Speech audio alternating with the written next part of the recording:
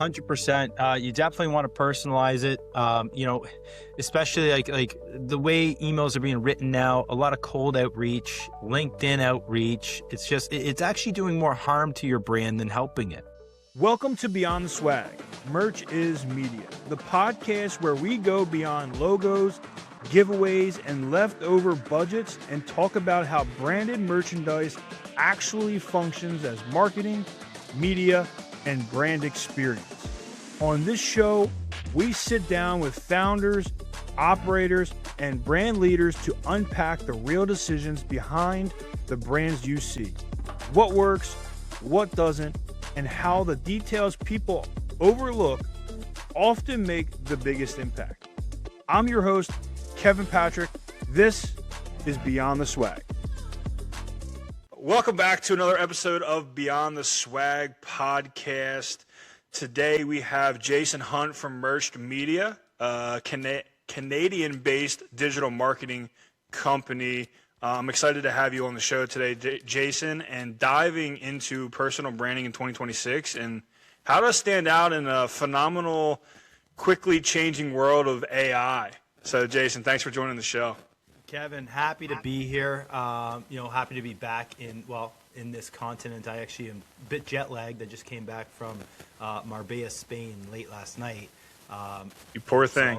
Oh, buddy. Well, I'll tell you. I was only there. It was work. I was at an affiliate marketing conference that I was speaking at, and when you travel across the sea for a conference, and I'm a family man, I got 3 kids, I don't have the luxury of being able to stay there an extended period of time. Yeah. Site, so I spend more time inside conference halls than out at the beach, right? So, but this one in particular, it was only there for 4 days. Yeah. And it was a hard one for jet lag. I've never experienced jet lag this bad, where the night before I was about to speak, I was tossing and turning all hours of the night, and it was really hard to deal with. But man, it's amazing what the body can do. You can power through those situations, believe it or not, because as much as your mind is saying, "Man, you can't do this. You got to call in sick," it's like, yeah, you can make it happen, right? Absolutely. Yeah, I just went to a conference in Florida, Marco Island, Florida. It was the first time I went to this one, and back in early December, I was like, yeah, I got to get out. Like, let me get out of Philadelphia winter and go down to Florida. And same thing, like I didn't book. I was stupid and just didn't book time before or time after. So like I didn't get to enjoy the beach. I think I spent like an hour on the beach and beautiful Marco Island. I was like, all right, so next year when we go, either a little bit extended before or after, like let's make sure I can get some beach time in or play around the golf or something. But awesome. You got to try to fit it in, right? It's good to mix a bit of business and pleasure, and when you can, right? Because doing trips, that is one of my regrets at times, is not being able to spend a few extra days to take in the sights and stuff like that. So it's something that I kind of, especially going somewhere like overseas, for me it was like, all right, you just go to Florida, just fly down there again. But somewhere overseas you might not ever get back to. I just went to a wedding for my cousin in Hawaii. And, we extended it because you kind of just have to with jet lag and everything. And, but again, it's like, I don't know when I'm going to go back. Well, like if ever, I wouldn't have gone if it wasn't for the wedding. So 100%, kind of a good segue into what we're going to talk about today. Sure. One of the things you kind of want to focus on when you do get that opportunity to go to another country or city for a conference is taking extra time, not necessarily just for yourself, but to have an experience with a client or potential customer, right? Like, think about that. You can create an experience and create a memory. This is something that AI, which is something we're going to talk about today, can never replace. Yeah. Replace those experiences that you can share with those customers and clients. Absolutely. Yeah, especially, I know my uncle goes to Italy a lot, and he's in banking and banking software, and when he goes out there, he makes sure like he goes out of his way, and even though some of it's on vacation time, being able to interact, going out to do something, learning a little bit about their culture or their city, and if you come to Philadelphia, you go see the Rocky Steps, or and I'm sure Philadelphians are probably like, dude, that's the thing you thought of right then. Yes, it is. So deal with it. For me, it was either Pat's or Geno's. Oh, see, that's a typical tourist. That wants to go to Pat's or Geno's. They're not the best cheesesteaks in Philadelphia, not even close. But it's funny, every time I talk to people and I say Philadelphia, they're like, Patrick Geno's, and I'm like, neither. You know what? But I was shocked at how simple an actual Philly cheesesteak sandwich is. Like how simple it is in terms of steak, the bun obviously super important, but the cheese whiz, man. Like the cheese whiz. That's it. whiz wit. Yes, sir. Absolutely. Well, let's get into it, and I want to hear you're the digital marketing expert here, and obviously personal branding is a big thing, and AI is changing the world. Every day it's improving, and while there's some terrible AI out there, I think as a whole everything's improving. When you think about personal branding in 2026, especially in an AI-driven world, what do you see is changing the most? Yeah, when it comes to personal branding, I think it's the emphasis of remaining human as much as possible. When it's so easy to leverage AI to automate and churn out a lot more content more quickly, it's that temptation to do that and reluctancy to actually do it, and being human where it makes sense. So, for example, people that are just using AI to write social media content for their personal brand, and not putting it through certain filters or personalizing the AI, they're getting that garbage in, garbage out type of output where it's using a lot of overused ChatGPT words like delve, unlock, elevate, or M dashes. Man, dude, Yeah. I'm telling you, I think it's a great example. M dashes, for example. I don't even know where the M dash is on my keyboard. You know what's funny is I try to do it, and it's weird. Like sometimes in like Word doc or whatever, you can do like 2 subtraction signs, and it'll auto populate to an M dash, and then sometimes I have no idea. I look for it too. And you know what? It's funny because when I talk about this topic on stage, I say, I feel for the copywriters in the room who have always been using an M dash, but they're the only ones that have ever used an M dash. Yeah. Right? So us as normal, AI users have absolutely killed the M dash. And at least for me, when I see a piece of content with an M dash in it, I don't read it. I don't want to read somebody else's AI slop when I have my own AI slop to still read. You know what I mean? And that's one of the big things is that. Another thing is some of those overused AI words, like I said a second ago, delve, elevate, unlock. Check and after we're done the podcast today, go and check your inbox to see how many times the word unlock has been used in the last 3 months. And then I want you to check that same time period back in 2022 and see how many times the word unlock was used. When I did this test, 137 times the word unlock was used in the last 3 months. Back in 2022, 38 times. So just goes to show you how many people are just overusing AI and not personalizing it. And that's something we can get into today too, is maybe some tips around personalizing your Absolutely. I know for us, I mean, we use AI, we use ChatGPT, we use Claude, we use Perplexity, we use a lot of them. We just found a new one that's like, it's a game changer for us on the promo side. And, but they have those abilities. People don't go that far into it. Like we created, the personalization and we went through this whole prompt into it, and we, copied it, put it in, copied it, fixed it. Now it's starting to understand us more. And I'll be honest, I mean, for a while I didn't do it. I didn't think about it. I didn't care. Most people still don't know. They don't get it. They don't understand it, right? But to keep in mind, another question I always ask is how many people out there are using a free version of AI like Claude or ChatGPT, and how many people are paying for it? Because if you're using the free version, you're very limited in terms of what you can bake into it. Yeah. Meaning like documents, your speaking guide, the way you write, transcripts from conversations. All of these documents should be baked into your personal AI, the one that you're using to rewrite emails and write content for you. You need to put things in it like your personality test. You need to put things in it like and another, like a hack I was just saying there was like the transcript from this conversation. You can use Notebook LM, put this conversational transcript into Notebook LM, and have Notebook LM create a speaking guide for Kevin. What are the idioms Kevin uses? How does he connect his thoughts together? What are the words that he uses and the way he uses them? This type of information is imperative to bake into your AI before you have it rewrite emails for you. Yeah, no, absolutely. And because you got to create something that's not like I hate reading things and I'm like, it's just there's no non-binary, and I'm like, this doesn't even talk as anybody.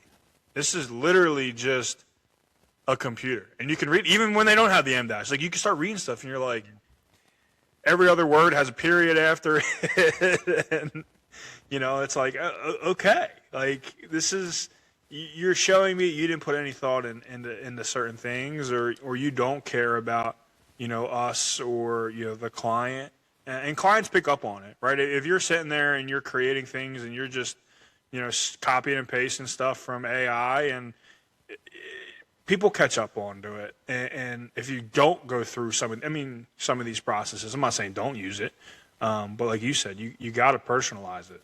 Yeah, 100%. You definitely want to personalize it. Especially like the way emails are being written now, a lot of cold outreach, LinkedIn outreach. It's actually doing more harm to your brand than helping it.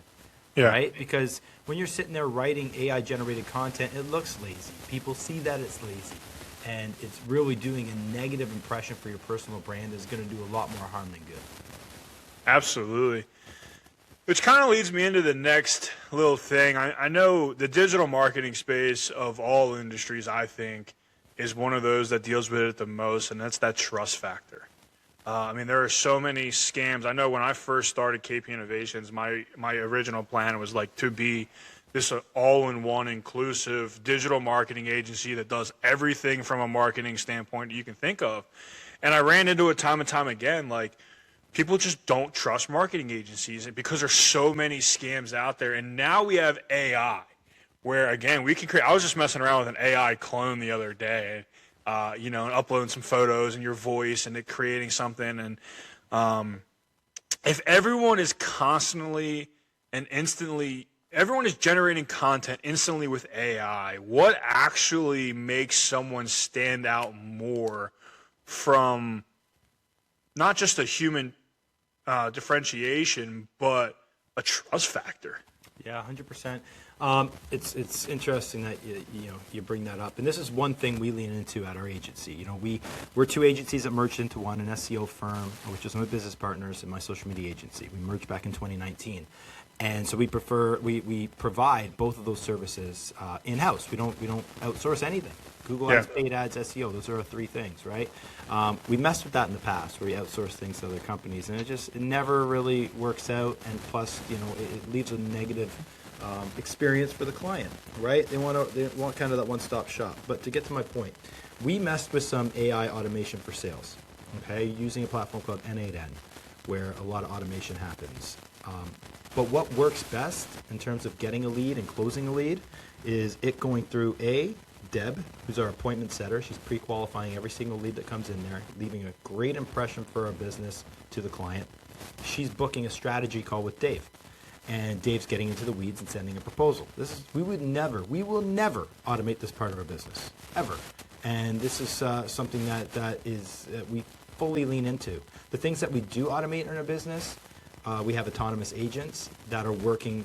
When I say autonomous agent, they're literally an agent working at a computer that's scanning our base camp, our auto conversations, our internal operations, and giving us tips and ideas and finding those holes that are being missed every single day. It's becoming our operations manager's best friend. It's becoming our account manager's best friend. Because now Abby, one of our account managers, before she goes to a call on a Monday morning, the autonomous agent is going out there, scanning the conversations, scanning the business online, scanning their competition, and coming to Abby with a full-page agenda on what to discuss in that meeting. And not just high-level stuff. I'm talking about the weeds, the reports, everything. So it just saved her half an hour for every client call. So now instead of Abby only managing 30 clients, she can manage 60.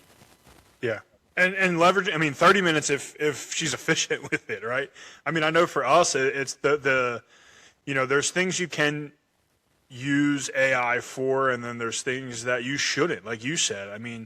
For us, it's like we can use AI for a lot of things, and one of them is research. Like, a new client wants to come in, like we are trying to pull as much as we possibly know. We can find their brand guide. I want it. If we can find, their board members and who their board members are, other board members, or what company they're coming from, and finding as much information about our clients so that when we go to that strategy, that discovery call to see what they want, what they're looking to buy from us, or, buy through us, I should say, we have as much information. And it's not just, hey, you're an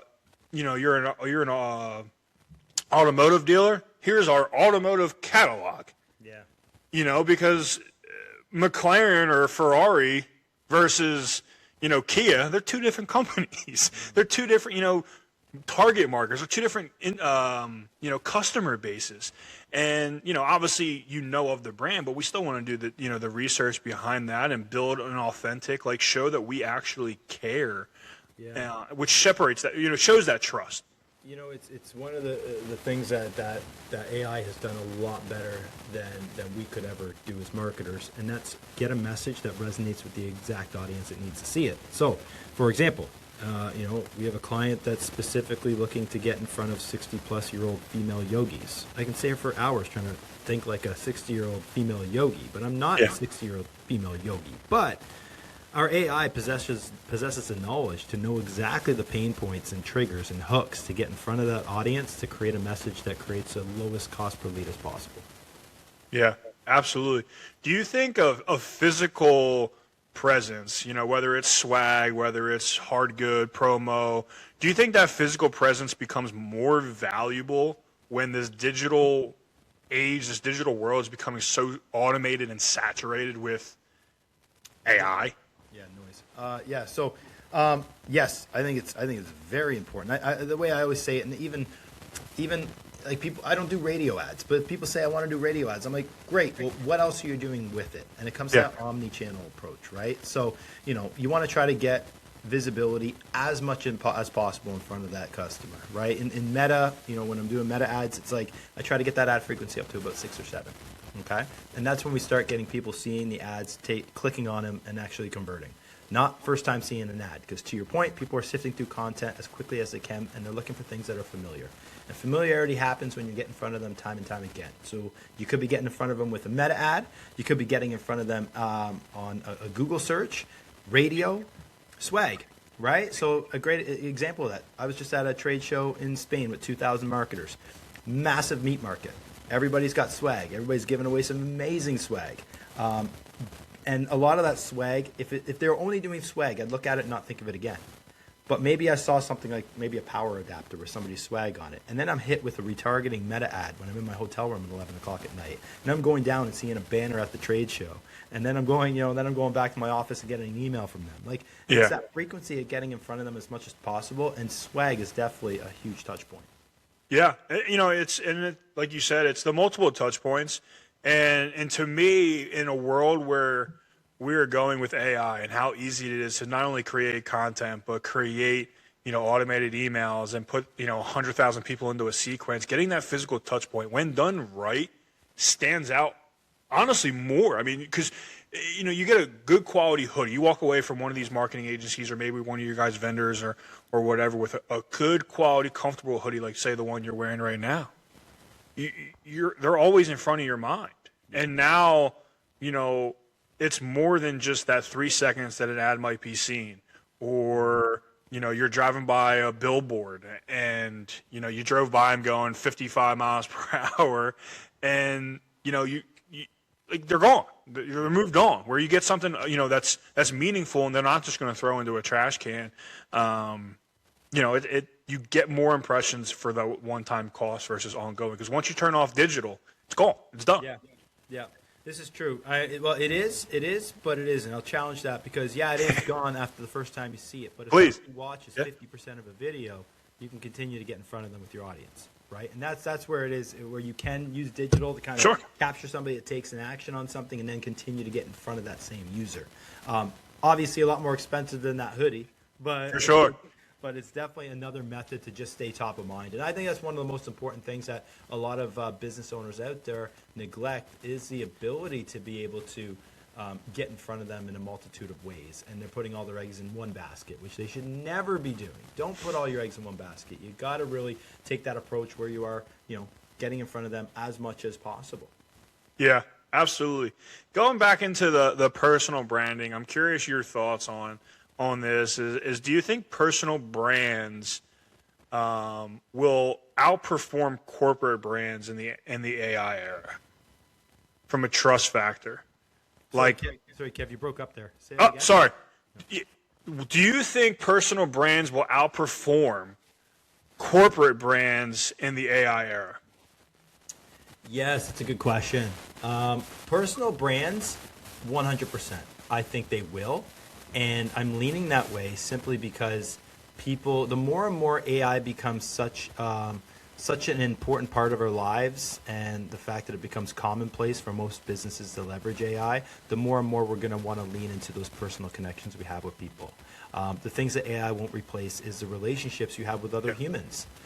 So this just gives more credibility into why you need to really lean into a personal brand. And if a corporate business, doesn't have a brand ambassador that represents their brand, I would have started that yesterday, because that you don't need to have everybody at your corporation having their personal brand, but somebody needs to lead the charge as that brand ambassador. Absolutely. And like you said, it goes back down to the relationships, right? Like if you have that brand ambassador, or you have that person, that at the top of your company who is very vocal, who has the network, who creates these things, and you can trust them, then you're going to trust that when you're handed to their team, or when you start working with their team, that you can trust them because they're working under, or they're working with that person. There's a guy, Lance Bachman, that I follow a lot. He's big in the roofing industry and home service industry. And, this guy's built and sold 6 companies in 5 different verticals. I mean, the guy knows what he's doing, and he's killing it. And, I talked to some of his team members, and I'm like they're literally learning from Lance, and they're following Lance. And this dude knows what he's doing, and he's teaching his people, and he's very vocal, he's very involved, and I can trust that. Even though Lance might not be dealing with my account specifically, I know that I can trust the company under him, or the people under him to work, through that. That's a great example. Lance Bachman's a really good example. He's got a fantastic personal brand, and it's trusted, right? So, I mean, for us, one of the things that we do with our agency is, for generating leads for ourselves, we're a boutique agency, but we spend $300 a day to generate leads for ourselves. And, running 50 ads underneath one ad set, where half of them are me literally walking down a street talking about local SEO for small businesses. And it's funny because probably 2 of these ads, 2 of the 50, get 90% of the traffic. And it really is positioning, me as a trusted authority, but then it's working because people are seeing me talking about my agency and how I got started. And this is an important point. Is in that video, I talk about a company that we worked with for 2 years, but they outgrew us.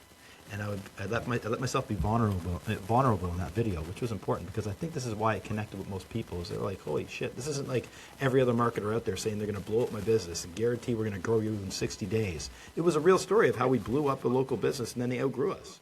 Yeah. And so a lot of people are resonating with this video, being like, well, I'm a little small business and I want that for my business. And that's great. That's awesome. Can you help me? And we get a lot of leads from that ad from small little businesses that aspire to be that business we worked with.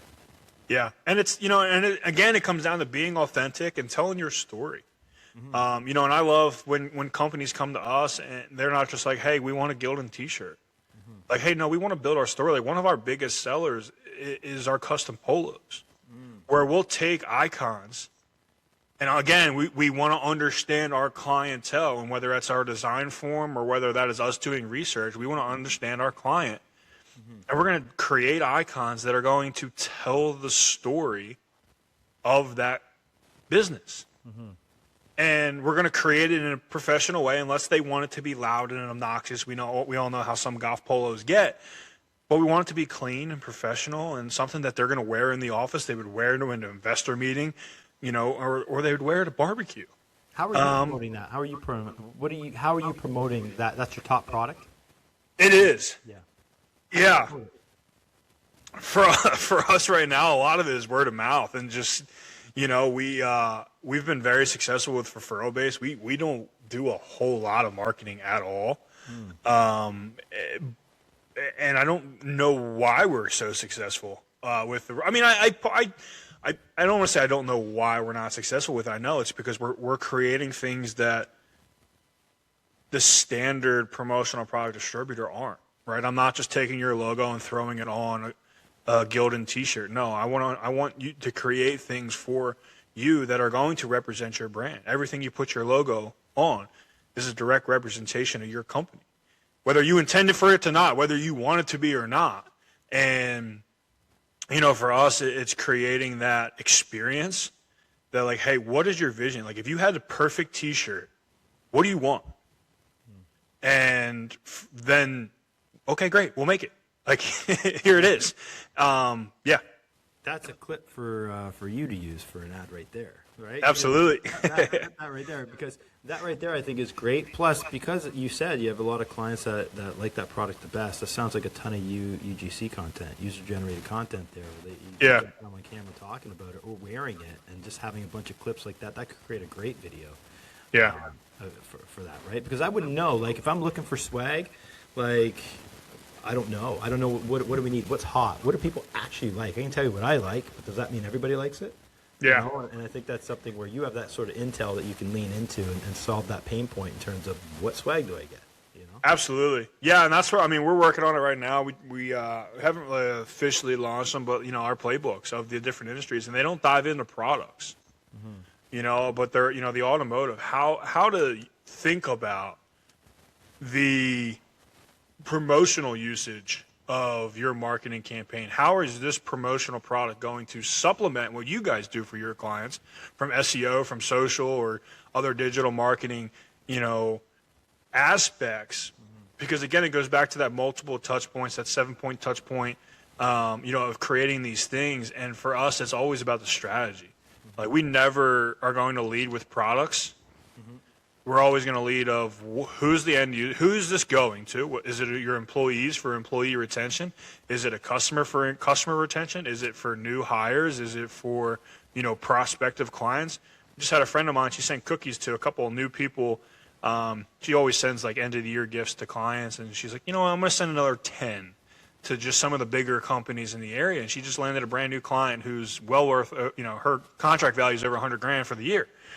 And she's like, and it was funny because she's like, I don't use promotional products. And I'm like, remember those cookies? Because I just stay quiet with it about it. I'm like, remember those cookies you did? So that's promotional. You put your logo on it.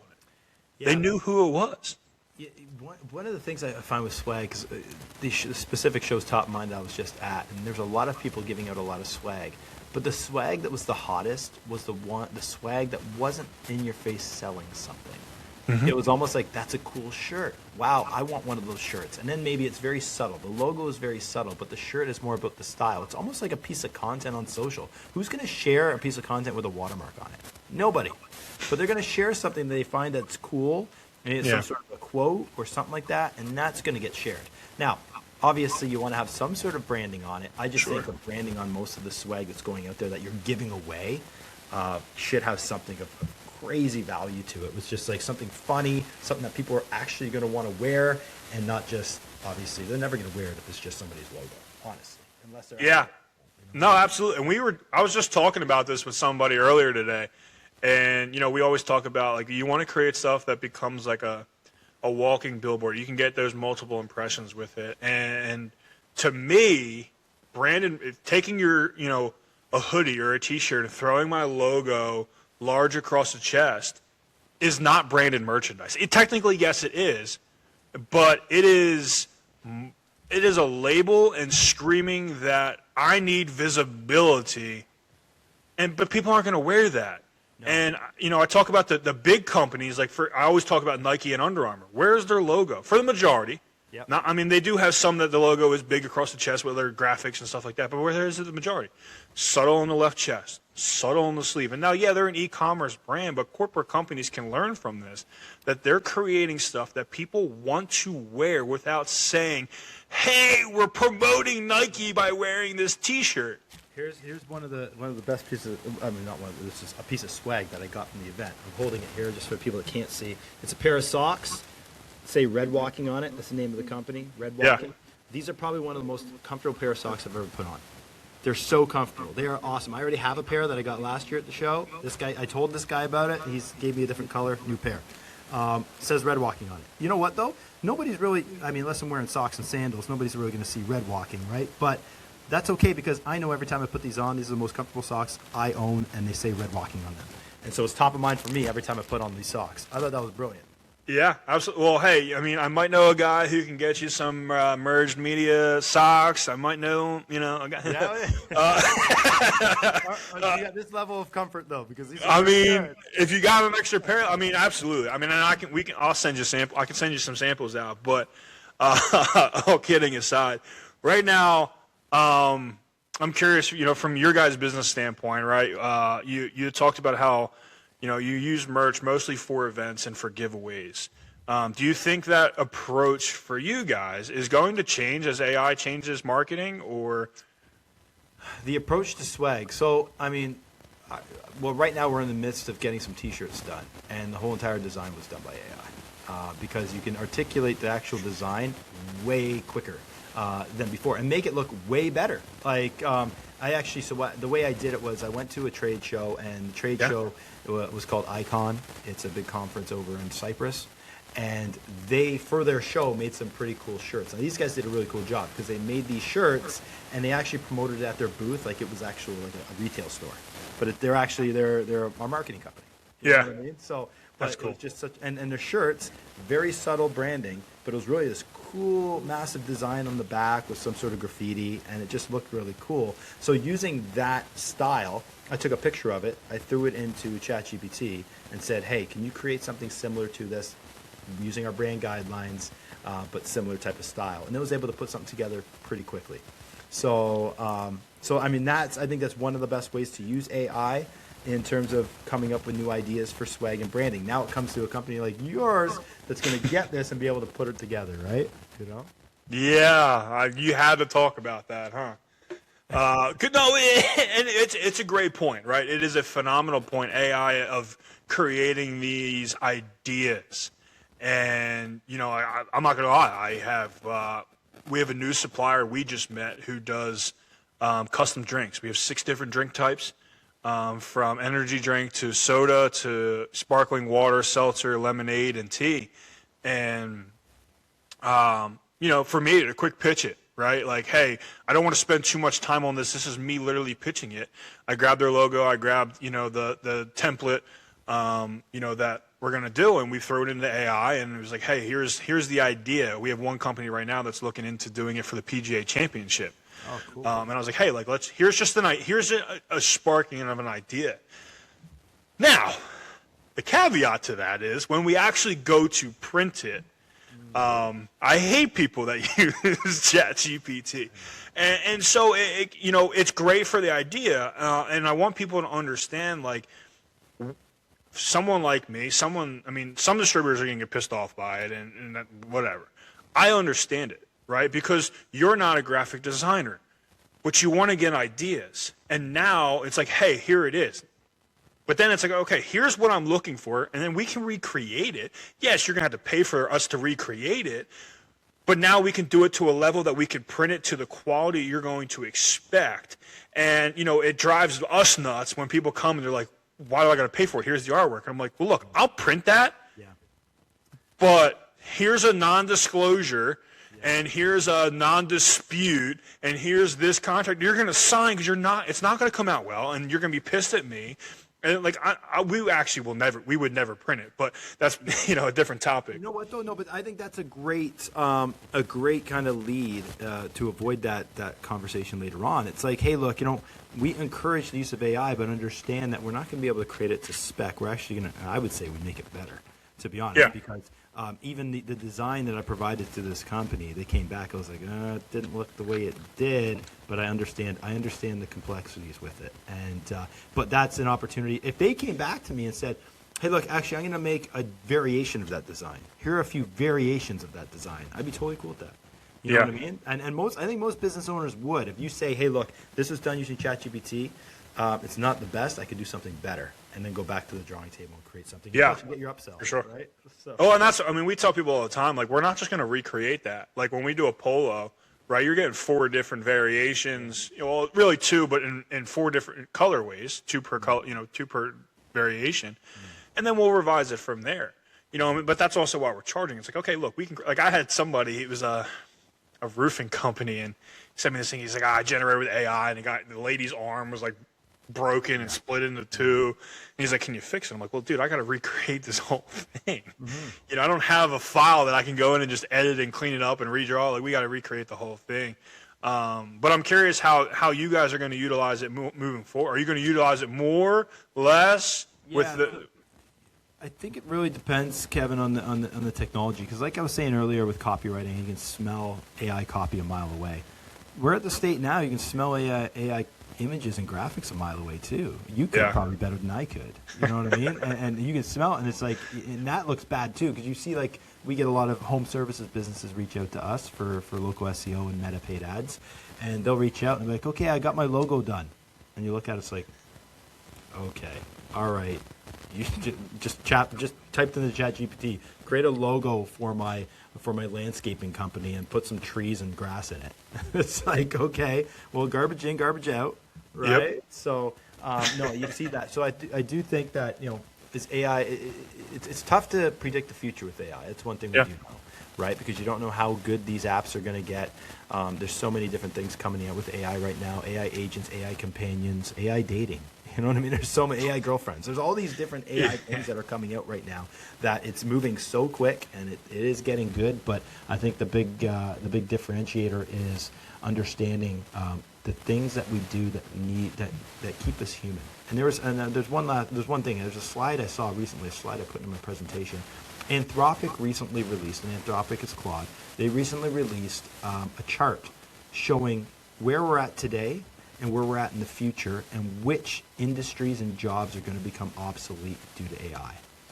And there are going to be a lot of jobs when it comes to legal, accounting, admin. All these jobs are going to be eaten up by AI. The jobs that are not going to be eaten up by AI is, obviously home services, plumbing, even sales to a degree is not going to be fully replaced, right? So there's a lot of these industries that are not going to be fully replaced. And I think what we need to understand is be aware and understand some of these businesses will be eaten up, and we need to find ways on how we can use AI to do the heavy lifting so we can focus on the things like what you're doing here, Kevin, with podcasts, or going to trade shows, going to events, taking clients out to dinner, that kind of stuff. Yeah, and it's going to be one of those things where, you still do need that human connection, right? That relationship, right? Like, if a business was run solely by a robot, it's like, all right, well, like, I mean, how many people already hate AI? Because they're hate saying, talk to somebody on the phone. And, AI is cutting them off, and it's getting better. As AI makes everything more scalable, does scarcity become more valuable? Scarcity become more valuable. I think there'll be a premium on the human-to-human connection. People will pay a premium to have a piece of art that was actually drawn by a human compared to AI, which is something that's happening now, right? You see a lot of AI prints out there, but people are going to want the original done by the human, right? Your question around scarcity in regards to what? Like, you kind of already hit it, the premium, the exclusive access, the invite-only communities, the physical, token of memberships, the digital fatigue, again, going back to how much and how often we're surrounded by just a saturated tech world, which is crazy to think about. I mean, even just in, the last 10 years, the difference, but from the physical aspect and all. There are studies, though. There are studies, and I had a gentleman on my podcast who's a customer experience expert, and he was very bullish on how AI does customer service a lot better than humans when it comes to online chat. And to be honest, to be fair, like, it's going to be, if I call the bank right now, it's going to be a terrible experience. Like, let's be honest. I'm not going to get that I want. I'm going to have to talk to like 3 or 4 different people. I'm going to be dissatisfied. And an AI might be able to answer my questions a lot quicker, a lot easier, and a lot more seamless. And a lot of people are just going to get into the expectation, or it's going to be commonplace to talk to an AI chat agent to get what I need done, instead of having to talk to some bank representative who's going to run me through hoops, or who's incentivized to not have to give me a discount on something. You know what I mean? Yeah, or you get transferred 5 times to the right person. And Right, like that's just not efficient, and to be honest, it's doing themselves a disservice. Their companies are doing themselves a disservice by treating customers this way when there's a much more easier way, and that's very simple for AI to distinguish. It's pattern recognition. You know what I mean? Oh, you're a disgruntled customer, they go down this pathway. You're a happy customer, take them this way. They don't have to deal with that emotional bullshit, which unfortunately right now, where we are in this time and space, we still care a lot about that. We want another human to hear we're upset. We don't want AI to hear we're upset. But I think over time, as it becomes more and more commonplace to have these AI connections, it's going to be the future. It's going to be the expectation that we'll have when we have to get in touch with the bank. yeah, I'm definitely that guy. Like, you get an email from somebody, I'm like, nah, I just want to call you. I just want to talk to you. Like, I just want to have this conversation, Sure. versus, one, responding to me. I think for me at least, having a conversation is the fastest way for me to get something done. Now, like you said, how many channels could that possibly be, depending on what you're trying to go for? I mean, I just talked to a supplier of mine. They're like, oh, well, I hit the 3 to talk to for sales and product information. Yep.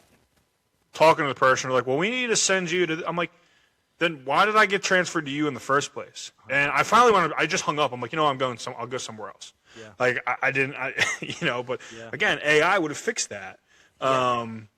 If done right, which we're getting there.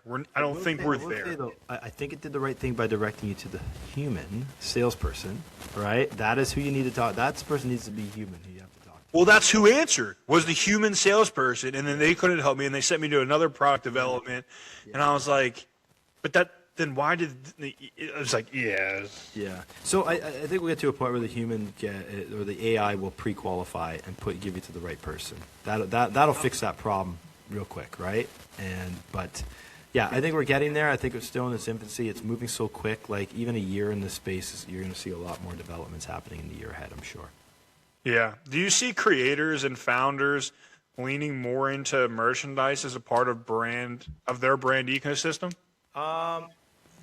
I would say yes, because like I said earlier, with having a brand ambassador representing the business is more and more important, and that brand ambassador has to rep the brand, right? Yeah. Like, I know again, because it's top of mind with me, this event I was at, you have brand ambassadors that are just head to toe in swag from their company, and that's all they wear to every party, to every gathering, everything. They're just wearing that swag from that company, and it's almost like a pairing together. It's recognizable. Every single photographer at this event is branded in swag by somebody paying a sponsorship, so that photographer will represent their brand, because it's all about the visibility at the end of the day.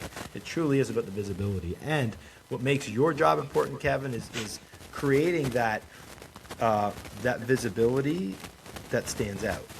You know what I mean? Yeah. Especially at a trade show, when you have everybody rocking swag, you have to have your swag has to stand out amongst the rest, right? Yeah. So it just blends in. No, absolutely.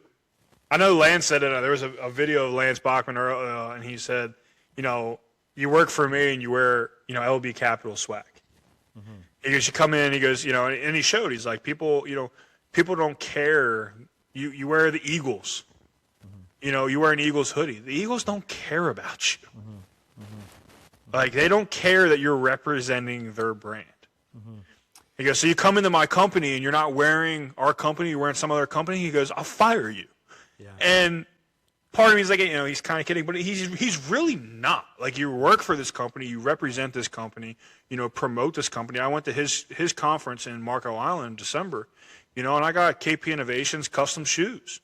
Mm-hmm. Are they Nikes? No. Do I still wear them every day and they hold up? Yeah. Now, they're not Air Jordans, they're not Nikes, they're not, $175 shoes, but they're on brand. They're our brand. I can represent them. I'm wearing head to toe socks, you name it. We're wearing it and we're representing our company. One, because that's what we do. I mean, if a promo guy shows up not wearing his own brand, what's that say about us? But it's the same for corporate companies. You know, going to a trade show and seeing people wearing just different T-shirts and they're not like, I don't want to talk to you. Well, 100%. I mean, I will say, there's this one of my favorite T-shirts. It's an oversized T-shirt, and I got it. It has the event I was at names on it, the event's name on it. And I wear that shirt because I'm not promoting some other company necessarily. I'm promoting an experience in an event that I had. Yeah. That I was a part of. So I think a great idea if you're going to an event and you need swag, and let's say you're throwing some event or throwing some sort of a side event happening at the event. Like, for example, some companies like to go do pickleball. Yeah. Right? And they invite a bunch of clients and stuff to the pickleball. What a great opportunity. Go to pickleball, invite 20, 30 people, get 20, 30 T-shirts made talking about the pickleball championship of 2026. That's the main purpose of the swag. Of the Icon Conference or whatever. Yeah, yeah. Right. And it goes back to that scarcity thing, point that we were talking about, creating that limited, like, you had to be there. Yes. And now it means something more than all 2,000 attendees get this T-shirt. Well, that's right. Okay, great. No, 20 of you got this because you showed up to our pickleball event or our morning workout on the beach. Like, you created that experience that now this means something more. And then obviously we want to make sure we created something with quality. We don't want an itchy, scratchy, boxy T-shirt that, is giving people rashes, because then you're creating a different kind of experience you don't want for your brand. 100%. But you know what? Those 20, 30 people that go to pickleball, or the people that go to that event that are rocking that shirt, they will rock that shirt again and again and again. Right? So I think that's what you want. You don't just want them to wear it once and never wear it again, or have some T-shirt that goes right to the Goodwill or the Value Village. You don't want that either, right? So you want to make sure that when you create something, A, to your point, Kevin, it's good quality, but B, if it's something that they can, like, it could be a community, it could be something they have an attachment to what they're rocking on that shirt. I think that's equally important. Absolutely. I got a big thinking question for you. Maybe it's not as big as I think it is, but if AI makes marketing easier, does that mean, or is that making branding become harder? Ooh, if AI makes marketing easy, does that make branding harder? I think there's certain things in marketing where AI is definitely helping it become easier.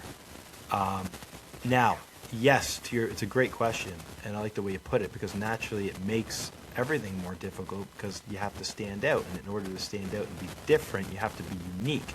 And if everybody's using AI the same way, it's all shit. There's nothing unique about it.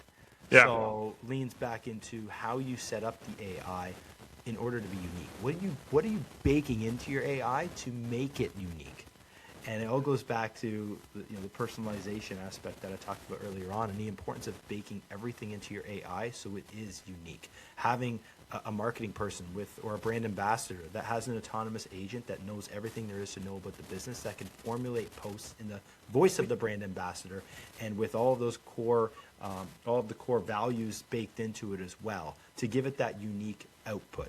Right? This is important. This is where you're going to be able to use AI to save time, but you also can't have the AI dependency dilemma either. And what I mean by AI dependency dilemma is you become so fixated on using the AI for everything, you lose your creativity. And that can easily happen as well. I've seen it. I was on a flight over to London, England last year, and I was going to do all my blog content for the quarter on the airplane and using ChatGPT and Claude. And I got into the flight and there was no Wi-Fi. I'm screwed. And I'm sat there staring at a screen for about 10 minutes with writer's block because I lost that that creativity. You don't use it, you lose it. And I wasn't using it, so I lost it. And that's the fear that does happen if people don't continuously tap into their creativity. So when you're using AI, don't just say, give me 30 social media posts for April.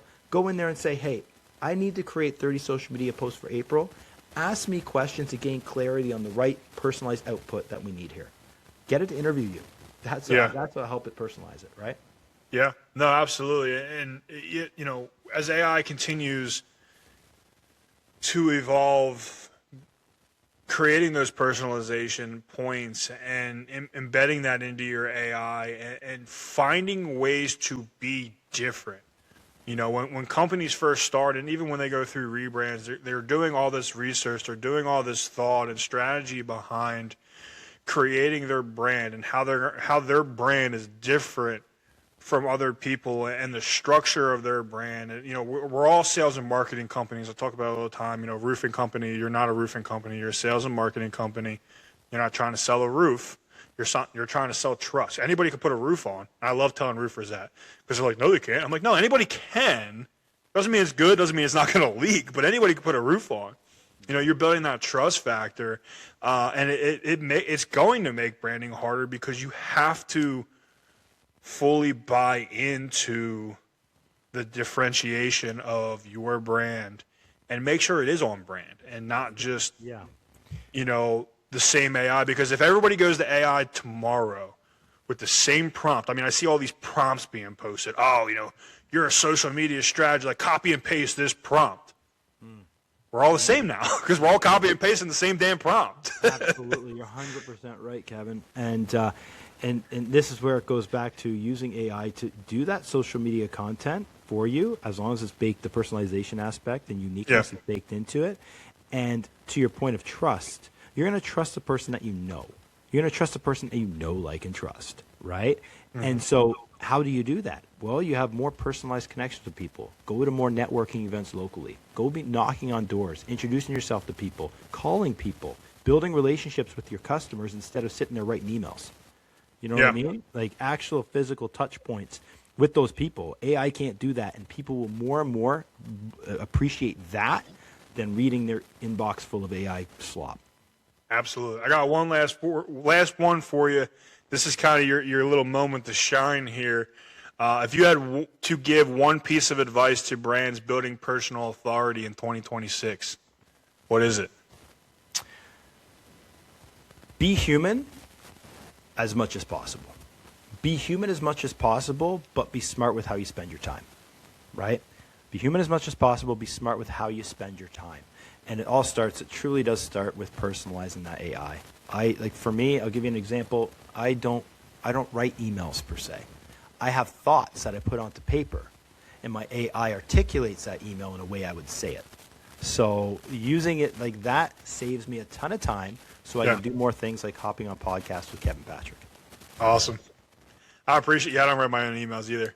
I write bullet points. I'm like, all right, put this in a professional and be kind. And leave out the M dashes. Yeah. You know what's funny though is actually I've done an email. We've done an email campaign and we've made it make sure in the beginning that it uses M dashes because it makes people laugh. Yes. Okay. You know, and it creates that like there's a guy out there, he does cold calling, and he'll start off with like, I'm sorry to ruin your day, this is a cold call. Or would I ruin your day if this is a cold Australian? call? Yeah. And I love it because he breaks the tone, and I stole that from him a little bit, and I utilize it here and there, and we were trying to find a way to create that experience in an email, right? It's very easy. You can hear my tone of voice, and you know, oh, I'm sorry, would I ruin your day if, you know, and he's got a little cute accent, a little Australian accent, and he's like, you know, would I ruin your day if I told you this was a cold call?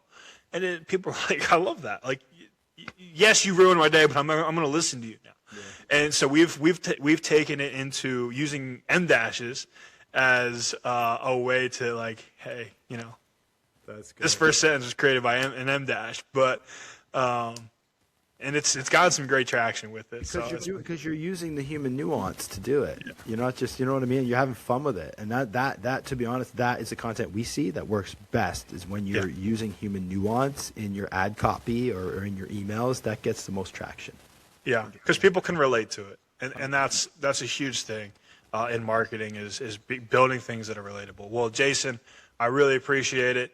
Thank you for hopping on the show, and we'll have to do it again sometime. And I will have to follow up with you here in a second about these socks that we're going to run for you. Awesome. Thanks, Kevin. Thanks for having me. You got it. That wraps up this episode of Beyond the Swag, Merch is Media. If this conversation made you think differently about how your brand shows up, that's the point. Because merch isn't just a product, it's a message and it's media. If you enjoyed this episode, make sure to subscribe, leave a review, and share it with someone who should hear it. thanks for listening.